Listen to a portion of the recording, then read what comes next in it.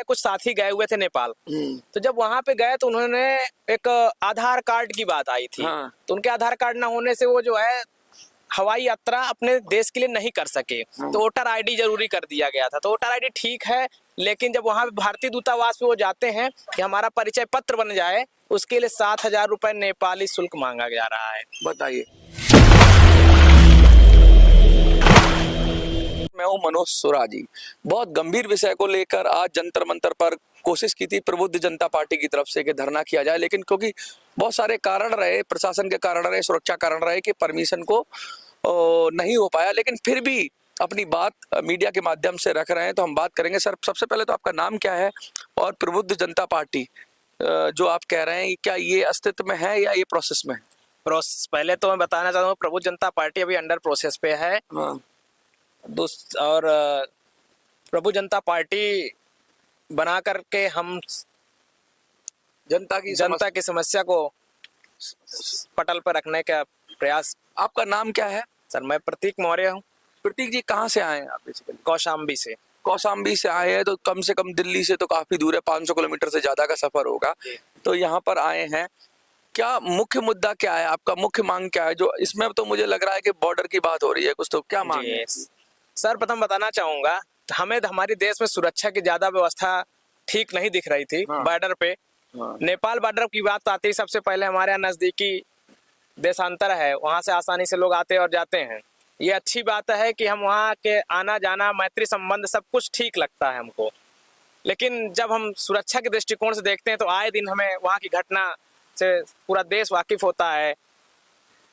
तो सबसे पहले वहाँ आने और जाने वाले लोगों की सुरक्षा व्यवस्था का डाटा वहाँ उपलब्ध हो, और नामांकन किया जाए, कौन गया, किस लिए गया और कब आया, वापस की नहीं आया। बहुत गंभीर बात कह रहे हैं कि आप अक्सर देश के अंदर, जैसे हम पाकिस्तान के बॉर्डर की बात कर रहे हैं या चाइना के बॉर्डर की बात कर रहे हैं या फिर हम म्यांमार के बॉर्डर की बात कर रहे हैं, और इवन हम जो बात कर रहे हैं बांग्लादेश के बॉर्डर की बात, सारे बॉर्डर पे टाइट सिक्योरिटी है। वहां से परिंदा भी पर नहीं मार सकता। भारतीय सेना की ताकत का लोहा सब लोग जानते हैं, और आतंकवादियों को देखकर नो मैन लैंड में ही उड़ा दिया जाता है।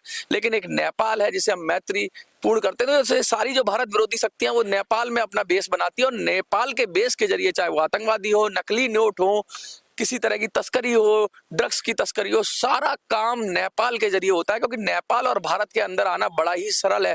हाल फिलहाल अभी एक सीमा जो आई थी, वो आई थी नेपाल से। बहुत सारी ऐसी वारदातें हो रही है नेपाल के जरिए। क्यों नहीं कर रही है सरकार ये? हमारे देश में काफी लोग अभी भी हैं जो यहाँ से अपराधी भी वहाँ संरक्षण प्राप्त कर लेते हैं। हमारे देश की पुलिस कहते हैं भाग जाएगा, नेपाल बॉर्डर भाग जाएगा। एक सबसे गंभीर विषय ये भी रहा है, और गाड़ियां भी चोरी होकर नेपाल पहुंच जाती है, ये भी चाहा है। तो मैं सबसे पहले एक चीज और देखने को मिलता है वहाँ पे। तो अभी हमारे कुछ साथी गए हुए थे नेपाल। तो जब वहाँ पे गए तो उन्होंने एक आधार कार्ड की बात आई थी। तो उनके आधार कार्ड ना होने से वो जो है हवाई यात्रा अपने देश के लिए नहीं कर सके। तो वोटर आईडी जरूरी कर दिया गया था। तो वोटर आईडी ठीक है, लेकिन जब वहां भारतीय दूतावास पे वो जाते हैं कि हमारा परिचय पत्र बन जाए, उसके लिए 7,000 रुपए नेपाली शुल्क मांगा जा रहा है। बताइए। मतलब नेपाल तो अपनी शर्तें मनवा रहा है, छोटा देश होगा। भारत है कि कभी भी कहते हैं नेपाल की तरफ से फायरिंग हो जाती है, बहुत सारी चीजें हो जाती हैं, और भारत चुपचाप मूक दर्शक बन के नेपाल धमका भी देता है भारत के लोगों को। तो क्या लगता है कि इसको भी रेगुलराइज किया जाना चाहिए? बिल्कुल किया जाना चाहिए। यहाँ पे कम से कम वहाँ पे जो फीस ले रहे हैं वो फीस नहीं होनी चाहिए। दूसरी चीज, डाटा यहीं पे नोट कर लिया जाना चाहिए, किस उद्देश्य से जा रहा व्यक्ति और कब वापस आएगा। तो ऐसा होता नहीं है क्या? अमूमन नहीं होता? कोई भी नहीं, एक बस अगर जाती है तो उसमें बस के ड्राइवर का परिचय पत्र जमा हो जाता है और पूछ लिया जाता है और बस निकल के चली जाती है। आपका अनुभव कैसा है? क्या ये जो कह रहे हैं बात में? मैं प्रबुद्ध जनता पार्टी का राष्ट्रीय प्रवक्ता सुजीत मिश्रा हूं, और जो नेपाल और भारत के जो संबंध है वो निश्चित रूप से हमारे ऐतिहासिक संबंध हैं। लेकिन भारत और नेपाल की सीमा पर बहुत कुछ ऐसी चीजें हैं, एक्टिविटीज़ हैं जो नहीं होनी चाहिए। सबसे पहली चीज़ ये है कि भारत से नेपाल यात्रा करने वाले भारतीय व्यक्ति का जो है नामांकन नहीं कराया जाता है, जिसके कारण कौन व्यक्ति वहाँ गया है, कौन व्यक्ति वहाँ से आ रहा है, इसकी जानकारी नहीं होती है। दूसरी चीज़, यदि किसी व्यक्ति के साथ वहाँ कुछ मिस हैपनिंग हो जाती है, कोई कैजुअलिटी हो जाती है, तो ऐसी स्थिति में भारत सरकार कैसे पता कर पाती है कि वहाँ कौन सा व्यक्ति हमारा गया हुआ है, जिस कारण तमाम तो केस मैंने ऐसे देखे हैं कि नेपाल पुलिस पकड़ लेती है वहाँ पे, और बेचारे 2-2 महीने जेल काटते हैं, और यहाँ से लोग जाते हैं, परेशान हो जाते हैं। कुछ उनको लीगल एक्सेस भी नहीं मिल पाता। हमने तो जब नजदीक बॉर्डर पे पहुंचता हूं जब, तो वहां पे जब देखता हूं बॉर्डर में लापता की जब मैं फोटो देखता हूं तो वहीं से मुझे पता चल जाता है कि यहाँ उनके साथ गलत ही किया जा रहा है, वहां सही हुआ ही नहीं है। ये क्लियर है कि जो मतलब इसमें हजारों लोगों को साथ हजारों लोगों की संख्या है आज की डेट में लापता की। अगर आप देखते हैं जाकर के बॉर्डरों के थानों पे आप जब पता करेंगे तो वहाँ एक लंबी लिस्ट निकल कर आती है, और बहुत से लोग तो फिर वापस आते हैं कई सालों बाद। जैसे अगर कोई भारत पाकिस्तान की सीमा क्रॉस कर जाए तो उसकी खबर बन जाती है, कोई बांग्लादेश की सीमा क्रॉस कर जाए तो उसकी खबर बन जाती है, उसको जेल भी पता लग जाती है कि लखपत जेल में है, कौन सी जेल में है। लेकिन नेपाल में कोई चला गया और गुम हो गया तो कोई खबर नहीं, क्योंकि भारत देश को पता ही नहीं होता है हमारा कौन सा व्यक्ति गया है और कब आएगा वापस।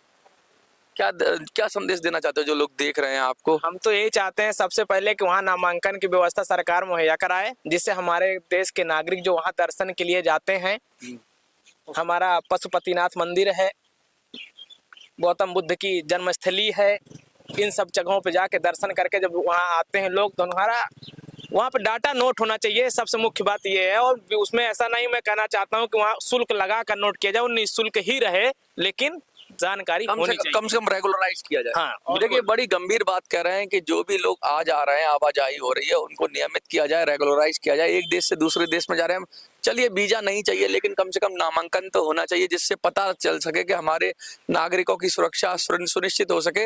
हाँ, क्या क्या 3 सूत्री हमारी जो मांग है, जिसके लिए महामहिम राष्ट्रपति को यह ज्ञापन सौंपा गया है।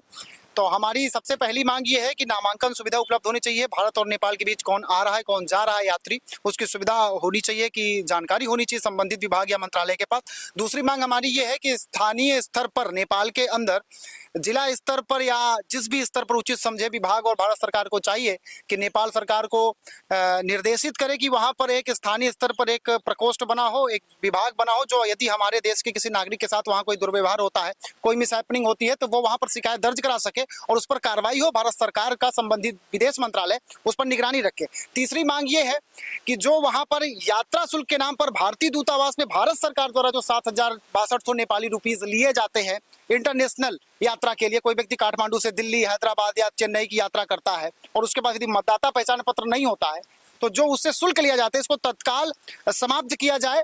और यदि इन तीनों मांगों पर भारत सरकार विदेश मंत्रालय जल्द एक्शन नहीं लेता है तो इस पर आगे की कार्रवाई और आगे का जो कदम है वो प्रबुद्ध जनता पार्टी जो है वो राष्ट्रीय अध्यक्ष श्री प्रतीक मौर्य जी के नेतृत्व पे अगला उस पर स्टेप लिया जाए। देखिए ये साफ साफ कह दिया है कि जो समस्या है नेपाल बॉर्डर की वो सुलझानी चाहिए और सब कुछ रेगुलराइज होना चाहिए। अब आपको क्या लगता है, क्या सचमुच ये समस्या है? इनको तो लगता है कि भाई बहुत सारी प्रॉब्लम हो रही है नेपाल बॉर्डर की वजह से, उसका सॉफ्ट वजह से, जो सॉफ्ट तरीका है उसमें उसकी वजह से हो रही है। कुछ ना कुछ उसके नियम कायदे कानून बनाए जाने चाहिए, क्योंकि नियम के बगैर तो दुनिया चलती नहीं और जब तक नियम नहीं होंगे तब तक नुकसान होता रहेगा।